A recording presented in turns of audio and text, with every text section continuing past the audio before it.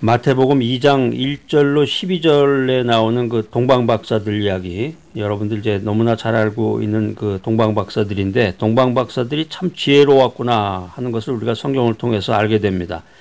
영어 성경에 보면 이 동방박사들을 매기라고 표현하고 있어요. M-A-G-I, 매기.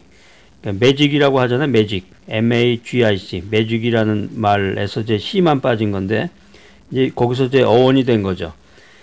그러니까 이 어떤 번역에 보면 동방박사들을 wise man, 지혜로운 사람들, wise man이라고 번역이 되어 있습니다. 그러니까 이 동방박사들이 페르시아의 천문학자들이었는데, 역사가들의 진술에 의하면은 이 동방박사들은 페르시아의 천문학자들이었습니다. 페르시아에서 예루살렘까지 엄청나게 먼 길, 그때 당시에 무슨 고속 전철이 있었던 것도 아니고 무슨 벤지를 타고 왔던 것도 아니고 걸어서 왔을 텐데, 걸어서 먼 길을 동방박사들이 왔는데, 그 페르시아의 천문학자들, 그러니까 그때 당시 천문학자들은 점성술사라고 표현하는 게 더 정확하겠죠. 점성술사. 그러니까 이제 점성술사라는 게 이제 별을 연구하는 거죠. 별을 연구하면서 별의 연구를 통해서 개인의 운명을 예언해 주는 겁니다. 개인의 운명을 예언해 준다. 그래서 거기에서 이제 아까 말씀드렸던 그 동방박사들, 맥이라고 영어 성경에 되어 있다고 그랬는데, 그게 이제 매직이라는 말하고도 연결이 되는 거죠. 마법, 마력이라는 뜻의 매직. 동방박사들이 성경의 마태복음 2장 1절 이하에 보면 이제 동방박사들이 먼 길을 여행해 와서 아기 예수께 경배하면서 황금과 유향과 몰약을 예물로 드렸다. 우리가 단순히 이렇게 피상적으로 동방박사들에 대해서 이제 알고 있지만, 동방박사들은 과연 누군가? 누구며 그들이 갖고 있었던 그 박사라고 그랬는데, 박사하면 무슨 지식이 있을 거 아니에요? 그들이 갖고 있었던 그 지식이라는 것이 무엇이냐, 이것을 우리가 좀 연구해 봐야 되겠습니다. 그러니까 동방박사들이 페르시아의 천문학자였는데, 점성술사로서 이제 별을 연구하면서 개인의 운명이라든가 더 나아가서는 이제 나라의 운명까지 예언을 했습니다. 그러니까는 이 동방박사들, 이 천문학자들, 이 사람들의 영향력이 엄청난 거예요. 그래서 나라의 법을 만드는데도 영향력을 미쳤다는 거죠. 지금으로 얘기를 하면은 리더죠. 굉장히 그 파워풀한 리더인데, 또 그 당시 고대 근동지방에서 왕의 자문관 역할을 담당했다. 유사시에는 그 사람을 왕으로 세울 것이냐 안 세울 거냐, 이런 결정까지도 해서 고대 문서에 보면은 이 점성술사, 지금 우리가 얘기하는 그 동방박사를 킹메이커라고 표현하기도 합니다. 왕을 만드는 사람. 지금도 이제 요즘에 뉴스에 보면 간혹 그 말이 나오죠. 킹메이커라는 말이 나오는데, 대통령이 되기 위해서는 그 킹메이커를 잘 만나서 그로부터 지도를 받고 사람들을 규합해 가지고 선거에 임해야 이제 대통령이 되는 시대가 됐는데, 고대 시대에도 이제 이런 점성술사의 영향력을 받아서 왕이 됐다는 것입니다. 그 마태복음 2장에 나오는 그 동방박사를 연구해 보면은 이 동방박사들이 굉장한 지식과 또 권력, 파워, 또 영향력, 인플루언스를 가지고 있었던 고대의 엄청난 리더였다라고 하는 것을 우리가 알 수 있습니다. 단순히 동방박사들이 먼 길을 여행해 와서 아기 예수께 황금과 유향과 몰약을 드렸다, 이것이 아니라 엄청난 사람들인 거예요. 이거 정말 연구를 해보니까 그 사람들이 보통 사람들이 아닌 거예요. 굉장한 지식과 권력과 영향력을 가지고 있었던 사람임에도 불구하고 자기 만족에 빠지지 않고 겸손했다라고 하는 것입니다. 겸손한 사람들이었다. 그러니까 동방박사들은 자신이 추구하고 있었던 이 지식의 진정한 대상을 찾아서 경배할 만큼 진리에 대한 열정이 있었다라고 하는 것이죠. 인생을 살아가면서 분명한 목적이 있었던 거예요. 우리가 주변에 보면은 아무 목적 없이 그냥 돈만 추구하는 사람도 있잖아요. 그러나 자기가 번 돈을 가치 있게 쓰고자 하는 사람도 있는 반면에, 그러니까 고대 시대 때 동방박사들이 엄청난 지식과 권력과 영향력을 가지고 있었는데, 그걸 가지고 자기 만족을 위해서, 자기의 그 쾌락을 위해서 사용했던 것이 아니라 겸손한 마음을 가지고 자신들이 추구하고 있었던 이 지식의 진정한 대상을 찾아가서 경배할 만큼 진리에 대한 열정이 있었다라는 것입니다. 여러분들의 경우는 어떻습니까? 정말 진리에 대한 열정이 있으세요? 하나님의 말씀을 대할 때, 야, 이게 정말 진리의 말씀, 정말 인생을 풍요롭게 할 수 있는 말씀, 나를 새롭게 하는구나, 내 인생을 새롭게 하는구나, 정말 아무리 바쁘고 힘들어도 이 말씀을 대해야 되겠구나, 하루에 한 시간은 올인해야 되겠다, 말씀에 하루에 한 시간은 정말 기도에 올인해야 되겠다, 영적으로 충만해야 되겠다, 이런 생각을 가져야 되는데, 어리석은 인간이 자신의 그 일상에 바쁘다 보면은 다 잊어버리죠. 그까짓 거 있을 때는 있는 거고 없을 때는 없는 거고 이렇게 생각하는 게 보통 사람들의 생각이라는 것입니다. 이 동방 박사들이 갖고 있었던 이 지식이라는 게 어떤 지식이었는가? 첫째로 이 동방 박사들의 이 지식, 날리지는 그들로 동방 박사들로 하여금 그 지식의 진정한 대상을 찾아가게 했다라고 하는 것입니다. 자, 오늘 여러분들 들으시는 이 말씀 아마 처음 들어보시는 분들도 많을 거예요. 성경에 나와 있는 그 동방 박사들에 대한 그 백그라운드, 이거를 알면은, 야, 이게 정말 성경이라는 게 이렇게 재미있구나. 이렇게 역사적이고, 성경 말씀을 통해서 정말 참된 주님을 우리가 만날 수가 있구나 하는 사실을 여러분들이 깨닫는 시간이 되시기를 바랍니다. 이 동방 박사들이 구약 성경을 이미 알고 있었던 거예요. 민수기 24장에 보면은 이 발람이라는 예언자가 나오는데, 발람. 이름이 좀 특이하죠. 발람이라는 예언자가 메시아의 탄생을 알리는 별이 야곱 족속에게서 나올 것이다, 이런 예언을 합니다. 그러니까 이 메시지를 이 동방 박사들이 이미 알고 있었던 거죠. 아니 근데 그 사람들, 동방 박사들은 페르시아에 살았던 사람이라면 어떻게 이 사람들이 성경을 알았어요? 이방인인데. 다니엘서, 구약 다니엘서 2장 48절에 그 해답이 적혀 있습니다. 성경을 연구해야 되는데 성경을 깊이 있게 연구하면 모든 그 성경적인 영적인 이야기들이 모두 다 나와 있습니다. 다니엘서 2장 48절입니다. 왕이 이에 다니엘을 높여 귀한 선물을 많이 주며 세워 바벨론 온 도를 다스리게 하며 또 바벨론 모든 박사의 어른을 삼았으며. 여기 이제 다니엘서 2장 48절에 보면 재미있는 이야기가 두 가지가 나오는데, 그게 뭐냐면은 이제 다니엘을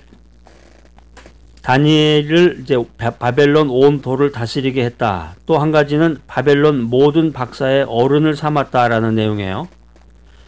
역사적으로 BC 587년에 유다 왕국이 망했습니다. 완전히 망해서 이 바벨론 제국은 유다 왕국을 멸망시키고 나서 그 나라에 있는 사람들을 포로로 잡아갔는데, 특별히 이제 그 인재들을 많이 데려갔어요. 젊고 똑똑한 청년 엘리트들을 많이 잡아갔는데, 그 중에서 유명한 사람이 누구냐면 여러분 잘 아시는 다니엘이에요. 그때 다니엘이 거기서 뽑혀갔단 말이에요. 잡아갔다고.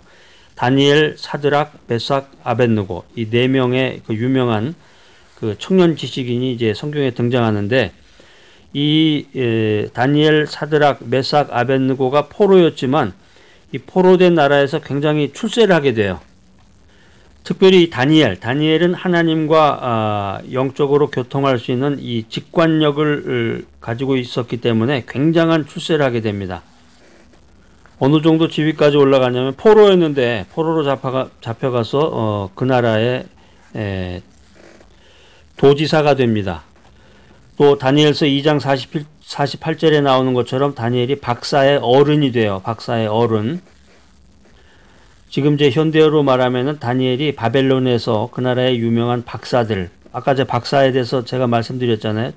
지식과 권력과 영향력을 가지고 별을 연구하면서 그걸 통해 가지고 킹메이커의 역할까지 하는 그런 박사들인데, 그 유명한 박사들을 그 다스리고 관리하는 역할을 맡은 것이 바로 다니엘이다라는 거. 다니엘. 그러니까 이 다니엘은 어떤 사람이에요? 자기 생명을 다해서, 목숨을 다해서 하나님, 주님만을 생각하는 사람인데, 하나님을 알고 성경을 알았기 때문에 이 박사들에게 영향력을 미쳤던 거죠. 그러니까 동방 박사들이 자연스럽게 다니엘의 영향력을 받아가지고 성경을 알게 됩니다. 그래서 구약에 나오는 그 민수기 24장에 나오는 그 발람이라는 예언자가 메시아의 탄생을 알리는 별이 야곱 족속에서 나올 것이다, 이런 예언 내용을 이 동방 박사들이 알았다는 거죠. 동방 박사들은 이방인이었습니다. 여호와 신앙의 환경 속에서 자라나지 못했습니다. 믿음 가운데서 자라나지 못한 이방인들이에요. 그런데 자기들에게 성경의 지식이 비춰졌을 때 그 지식의 정체에 대해서 진지한 탐구를 했다라고 하는 것입니다. 성경 지식을 굉장히 많이 알고 있으면서도 아무것도 안 하는 사람이 있는 반면에 성경을 잘 모르지만 조금 알지만 그 알고 있는 지식을 정말 삶에 적용하기 위해서 몸부림치는 사람이 있습니다. 성경은 많이 알고 교회에서 직분은 높은데 또 사회적인 지위는 높은데 복음을 전하지 아니하고 또 복음 전하는 사람을 돕지 아니하고 그런 사람이 있는 반면에 성경은 잘 모르고 교회 다닌 지 얼마 안 됐지만 정말 그리스도의 그 은혜의 충만함을 입어서 복음을 전하고 또 복음 전하는 사람을 위해서 기도하는 사람이 있다는 얘기예요. 여러분은 어느 쪽을 선호하시겠습니까? 물론 많이 알면 좋겠죠. 그러나 대부분의 사람들이 그 알미라고 하는 것이 관념적인 지식에 그친다라는 것이 문제입니다. 이 동방 박사들은 그들이 알게 된 성경의 말씀을 근거로 해서 메시아를 찾아가게 됩니다. 동방 박사들은 계시된 지식을 근거로 계시의 대상을 찾아가는 노력을 했던 것입니다. 자, 동방 박사들이 가지고 있었던 두 번째 지식은 동방 박사들의 지식은 마침내 그들을 예배의 자리로 인도했다라고 하는 것입니다. 동방 박사들이 예루살렘에 도착했을 때 그들은 자기들이 그곳에 온 목적을 분명히 말합니다. 마태복음 2장 2절입니다. 유대인의 왕으로 나시니가 어디 계시뇨? 우리가 동방에서 그의 별을 보고 그에게 경배하러 왔노라. 이게 무슨 얘기예요? 예배하러 왔다는 거예요. 목적이 동방 박사들이 그 먼 길을 찾아온 그 목적이 예배라는 거죠. 예배. 영국의 유명한 신학자였던 그 제임스 패커가 이런 말을 했습니다. 만일 우리가 가지고 있는 하나님에 대한 지식이 우리를 하나님께 예배하도록 이끌지 못한다면 그 지식은 죽은 것이다. 그러니까 우리가 이제 세상 말로 알면 모래라는 거죠. 가방끈만 길면은 뭐하냐. 지식은 많은데 하나님에 대한 지식은 많은데 진정으로 하나님을 알지 못하고 또 생활 속에서 주님께 경배하고 주님께 영광을 돌리지 못한다면은 그 지식이 아무런 소용이 없다는 얘기예요. 실질적으로 우리가 교회 역사상으로도 보면은 무디 목사님이 계십니다. 무디 목사님 많이 배우지 못했어요. 그가 열정적으로 주님의 복음을 전할 때 그 당시 사회의 최고 엘리트였던 사람이 그 성경 말씀을 들으면서 노트에다가 하나하나 다 그 사람이 틀린 말, 철자가 틀렸다든가 문법이 틀렸다든가 그 말의 논리가 틀렸던 것을 전부 적어서 메시지가 끝난 다음에 그걸 보여줘요. 야, 이게 엉터리 이렇게 엉터리로 복음을 전합니까? 그랬을 때 그 무디 목사님이 남겼던 말이 참 유명합니다. 나는 그렇게 짧은 가방끈을 가지고 정말 생명을 다해서 주님의 복음을 전하는데 형제여, 당신은 그렇게 많은 긴 가방끈을 가지고 무엇을 하고 있습니까? 이 D.L. 무디 목사님은 정말 미국을 변화시켰던 엄청난 그 영적인 파워를 가진 성령 충만한 목사님이었죠. 자, 이 메시지 들으신 여러분이 가지고 있는 하나님에 대한 지식이 여러분으로 하여금 하나님을 진정으로 예배하게 만듭니까? 하늘과 땅을 창조하신 창조주 하나님, 나를 창조하시고 지금의 나를 있게 만드신 하나님, 지금도 역사를 주관하시고 섭리하시는 하나님, 언젠가는 이 역사를 심판하실 하나님, 이 하나님을 내가 참으로 알았다면 하나님 앞에 엎드려 그분을 예배해야 됩니다. 찬송과 영광과 존귀와 경배를 그분 앞에 드려야 됩니다. 예배라고 하는 것은 시간의 공백을 메꾸기 위한 종교인들의 유치한 시간놀이가 아닙니다. 예배 시간에 정말 교회 가보면 딴짓하는 사람들 많아요. 뭐 교회 주보를 이렇게 훑어보는 사람도 있고, 심지어는 스마트폰을 만지작거리면서 스마트폰에 나와 있는 정보를 보는 사람도 있고, 진정으로 그 메시지를 통해서 주님의 음성을 듣고 주님을 만나고자 하는 것이 아니라 단순히 시간의 공백을 메꾸는 데 불과하다는 거죠. 전지전능하시고 만유를 주장하시는 하나님을 참으로 아는 사람은 그 하나님 앞에 엎드릴 수밖에 없습니다. 주님이시여, 주님은 나에게서 이 찬양과 경배와 영광과 존귀를 받으시기에 합당하신 분이십니다. 이게 예배란 말이에요. 이게 예배다. 동방박사들의 예배는 헌신적으로 표현되었습니다. 마태복음 2장 11절입니다. 집에 들어가 아기와 그 모친 마리아에 함께 있는 것을 보고 엎드려 아기께 경배하고 보배합을 열어 황금과 유향과 몰약을 예물로 드리니라. 그러니까 집에 들어가서 마리아한테 절을 한 게 아니라 하나님이신 아기께 경배를 했다라고 하는 것입니다. 그리스도 한 분만이 우리의 경배를 받으시기에 합당하신 분이기 때문입니다. 또 동방박사들은 황금과 유향과 몰약을 아기 예수께 드렸습니다. 영원한 그 소녀 시인이라고 일컬어지는 크리스틴 로제티라는 그 시인이 그 어떤 성탄절에 주님 앞에 다음과 같은 시를 드렸습니다. 주님, 내가 동방박사라면 황금과 유향과 몰약을 드릴 수 있었을 텐데, 내가 만일 양치는 목자라면 어린 양 중에 하나를 주님 앞에 드릴 수 있었을 텐데, 그러나 주님, 나는 주님 앞에 내 자신을 드리겠나이다. 나의 최선, 나의 가장 고귀한 것을 하나님 앞에 드림으로써 그분을 섬기는 이 위대한 삶을 시작할 수 있다면 여러분은 지혜로운 동방박사의 반열에서 하나님을 예배할 수 있는 자격을 갖춘 것입니다. 여러분은 어디에 서 계십니까? 무지한 자가 되지 마십시오. 그러나 지식이 있으면서도 여러분을 구원할 수 있는 메시아를 거절하고 그분에게서 멀어진 삶을 사는 자가 되지 마시기 바랍니다. 집에 들어가 아기와 그 모친 마리아에 함께 있는 것을 보고 엎드려 아기께 경배하고, 오 하나님이시여, 하나님은 나에게서 이 찬양과 예배와 영광과 존귀를 받으시기에 합당하신 분입니다. 나의 사랑과 시간과 재물을 바쳐서 주님을 증거하고 자랑하며 섬기는 일에 내 인생을 사용할 수 있기를 원합니다.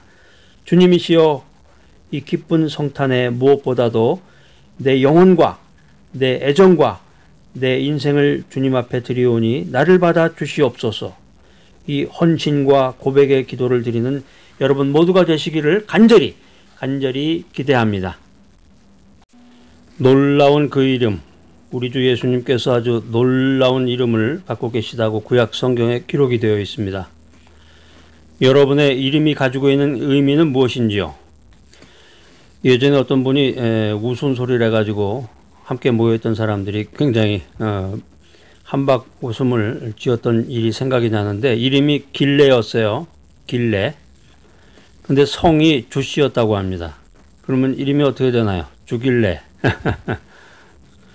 이름이 특이해서 금방 기억을 하는 사람도 있고, 저도 보면은 그 예전에 아주 오래전에 초등학교 친구들 이름이 생각나는 사람도 있고 가물가물한 사람도 있고 그러는데, 이름이 특이했던 친구들은 이름이 아주 오랫동안 기억이 나는 것을 생각해 봅니다. 어떤 분은 목사님인데 목사님 성함이 김정일도 있더라고요. 김일성도 있고, 하여튼 뭐 이름이 굉장히 다양하니까 오늘은 여러분의 성함을 한번 큐티 노트에다 이렇게 쓰시고 그 이름이 의미하는 바가 뭔지, 아마 어렸을 때 여러분 다 들어보셨을 거예요. 우리 집안은 본관은 뭐 어딘데, 또 이름의 뜻은 무슨 자로서 이름은 뭐다. 뭐 예전에 할아버지나 이제 아버지가 그런 얘기를, 이제 친척들이 그런 얘기를 이제 많이 들려줬던 그런 것이 생각이 납니다. 구약 성경 이사야 9장 6절 말씀입니다. 이는 한 아기가 우리에게 낳고 한 아들을 우리에게 주신 바 되었는데 그 어깨에는 정사를 메었고 그 이름은 기묘자라, 모사라, 전능하신 하나님이라, 영존하시는 아버지라, 평강의 왕이라 할 것임이라. 우리가 이제 성탄절을 맞아서 이제 화이트 크리스마스, 뭐 성탄 카드, 성탄 선물, 크리스마스 선물 다 기대합니다. 성탄절에 어울리는 영화도 한 편 보시고, 멋있는 카페에 가서 눈 내리는 풍경을 보면서 차도 한 잔 마시고 싶고, 뭐 여러 가지 의미가 있는데, 우리가 과연 그 크리스마스 성탄절의 주인공이신 예수님에 대해서는 과연 얼마나 알고 있을까? 예수님의 그 이름이 주는 의미가 무엇인가? 이것을 좀 알고 넘어가야 될 것 같아요.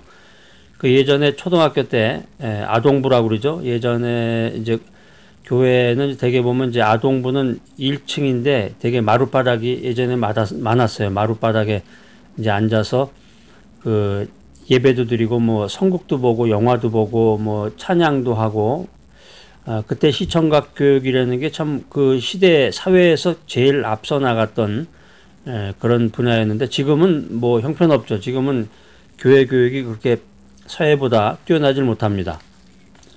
그래서 지금도 기억이 나는 게 이제 그 아동부 때 그 카드를 전부 이렇게 카드를 아마 그 전도사님한테 카드를 보내는 건지 그래서 전도사님이 사회를 보면서 그 카드를 이렇게 하나씩 읽어줬던 장면이 생각이 나는데 어떤 아이가 그 전도사님 이름이 있는데 홍길동 뭐 이렇게 이런 식으로 이름이 있잖아요. 전도사님 이름이. 근데 전도사가 이름인 줄 알고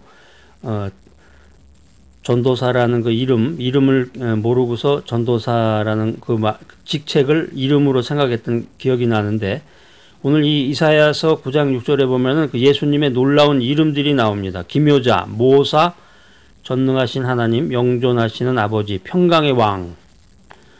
여기 이제 기묘자라고 성경에 기록이 되어 있는데 번역이 아주 기묘하죠. 예수님의 이름이 기묘자예요. 하도 이상해서 영어 성경을 찾아보니까 원더풀이라고 되어 있어요. 원더풀. 예수님의 이름이 원더풀이에요. 원더풀. 그러니까 이 아기의 이름은 아주 놀랍다라는 거예요. 이 아기의 정체에 대해서 아기의 존재에 관해서 정말 놀랍다. 이 말 이외에 뭐 달리 설명할 말이 없다는 거죠. 자, 정말 아주 기가 막히게 딱 들어맞는 말인데 예수님의 탄생을 한번 생각해 보세요. 정말 얼마나 원더풀한지.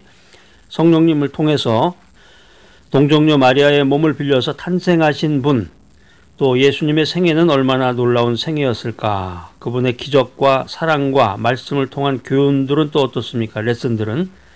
예수님의 죽음은 또 얼마나 놀라운 죽음이었습니까? 이 한 사람의 비극적인 죽음 앞에 세계의 수많은 사람들이 감동과 충격을 받고 새로운 삶을 결단하게 되었으니 이 얼마나 원더풀하냐 말이에요. 원더풀. 정말 기묘자지. 예수님은 정말 기묘자다. 기묘자. 예수님의 죽음에 관해서 성경이 이야기하고 있는 그 스토리들을 한번 쭉 읽어보세요. 예수님의 부활 얼마나 놀라운 사건입니까? 성경대로 사흘 만에 죄와 사망의 권세를 깨뜨리고 무덤의 문을 열고 다시 살아나신 그 놀라운 예수 그리스도 기묘자.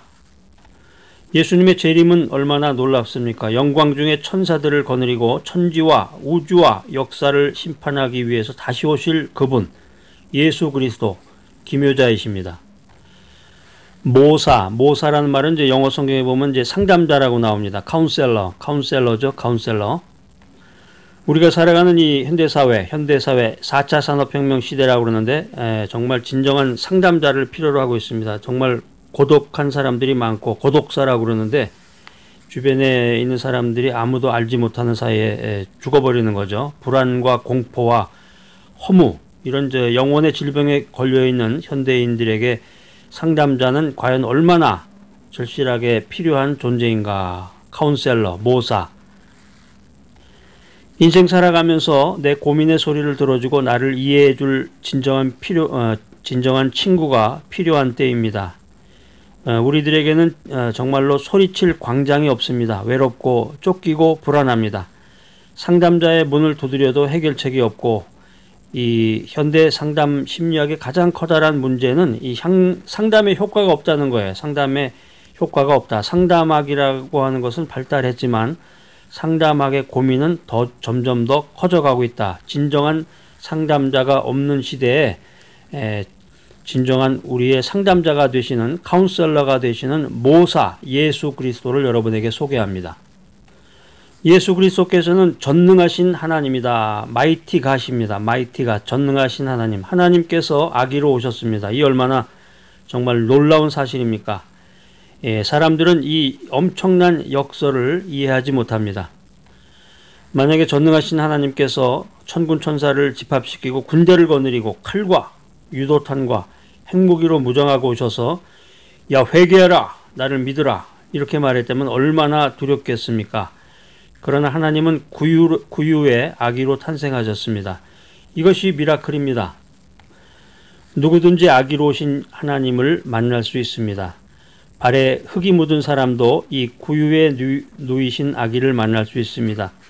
지성인도 무식한 사람도 부자도 가난한 사람도 모두 그분을 만날 수 있습니다. 아기로 오신 이 하나님, 오 이 지혜여, 이 깊이여, 이 놀라운 하나님의 사랑이여. 예수님께서는 영존하시는 아버지이십니다. Everlasting Father, 영존하시는 아버지. 이 아기가 바로 아버지입니다. 세상 사람들은 이 진리의 말씀, 하나님의 말씀을 아무리 들려줘도 이해를 못해요. 들어도 이해가 안 되는 말이죠. 이 아기가 아버지다. 아버지가 아기가 되어서 탄생한 사건, 성육신의 사건, 그것이 성탄절, 크리스마스다라고 하는 것입니다. 여러분의 성탄절은 어떠합니까? 이기심과 욕심 때문에 주님을 영접하지 못하고 있는 것은 아닌지요? 예수님 때문에 내가 무엇을 손해본다고 생각해서 그분 앞에 내 자신을 드리지 못하고 있는 것은 아닙니까? 알 것은 모두 다 알면서도 그 이상은 행동하지 못하는 것이 바로 당신의 모습은 아닌지. 성탄절을 맞이해서 이 크리스마스가 별다른 의미가 없는 하나의 휴일로 느껴지지는 않습니까? 성경 구절 가운데 가장 비극적이고 슬픈 구절 중에 하나는 요한복음 1장 11절이라고 생각합니다. 요한복음 1장 11절. 자기 땅에 오매 자기 백성이 영접지 아니하였으니. 예수님께서 창조주 하나님이신 예수님께서 자기가 만든 이 땅에 오셨는데 사람들이 그분을 환영하지 않았습니다. 맞이하지 않았습니다. 요한복음 1장 11절로 이 말씀이 끝을 맺는다면 굉장히 비극적인 말이 되겠는데 11절 다음에는 몇 절이 있죠? 12절이 있습니다. 11절에서 끝나는 게 아니라 12절에서 계속해서 희망이 이어집니다. 요한복음 1장 12절입니다. 영접하는 자, 곧 그 이름을 믿는 자들에게는 하나님의 자녀가 되는 권세를 주셨으니. 이 예수 그리스도를 구주와 주님으로 영접하고 살아계신 그분으로 인해서 감동을 받고 환희와 희열을 가지고 이 크리스마스의 기쁨을 찬양한다면 이 성탄절이 정말 얼마나 나에게 귀하고 소중하고 의미 있고 가치 있는 날이 되겠습니까? 성탄의 종이 바로 나를 위해서 울리는 것이라고 생각이 됩니다. 자, 오늘 이 귀한 메시지 들으신 여러분들, 성탄의 종소리가 들리시나요?